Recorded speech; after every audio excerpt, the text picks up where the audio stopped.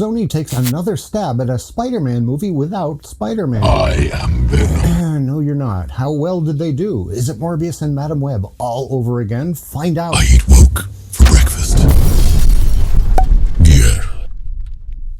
Light spoilers, but to be fair, in a fairly routine movie like this, spoilers are not really spoilers. This isn't Deadpool. Where's Kathleen Kennedy? I will chomp her head off. This film picks up literally where the end credit scene from the last film left off. Her toxic misandry will sustain my gooey soul. In that end credit scene, Venom finds himself in the MCU and sees Peter Parker on TV, teasing that these two would finally meet. Until we've uncovered the Apparently, this was a web too far for Marvel and Disney, so Sony retconned that sequence into oblivion right away, zipping Venom back into his own reality, even with a quip about how he hates the multiverse. I think I should like a shrubbery. At the beginning of the film, they also introduced Null, who is not only a big Thanos-level baddie, He will kill us all. but his presence kind of opens up a can of worms that I'll get into in a bit. Where all the white women at? The always reliable Chiwetel Ejiofor, or I'm sorry if I'm butchering your name, dude, stars as Strickland, who in the comics has a lot more of a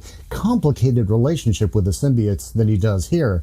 He becomes one himself and leads his own little symbiote team of special ops. He's so tight that if you stuck a lump of coal up his ass, in 2 weeks you'd have a diamond. Oh my god, will you stop?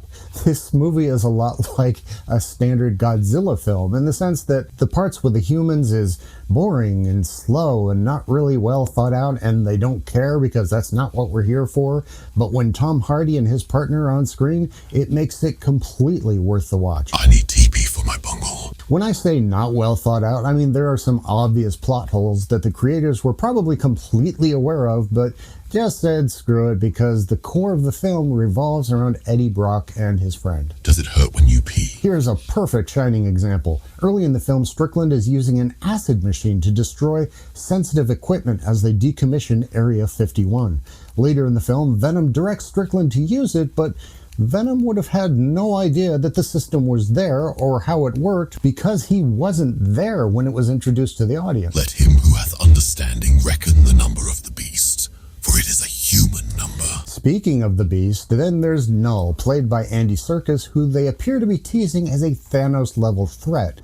Not just that he's a powerful baddie, but literally teasing him in the same way that the MCU repeatedly teased Thanos before culminating in Infinity War. If you can dodge a wrench, you can dodge a ball. But the problem is, Sony hasn't built up anything for Null to face if they do pay off his getting released from his eternal prison. There's no Avengers. There isn't even a Spider-Man. Just a motley collection of spider-adjacent characters who are C-level at best. Morbius? Madam Web? Kraven? Vulture?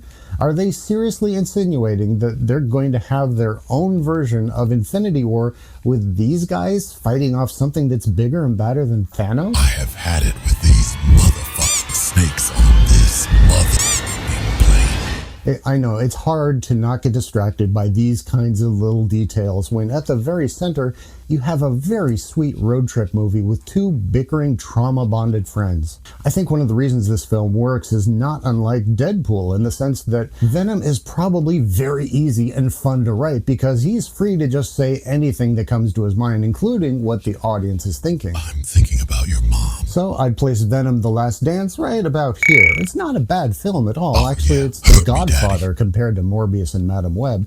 But this film was made with a lot more care and love than those two were, and it shows. Doge, what are you doing? Seriously. Stay fresh, cheese man.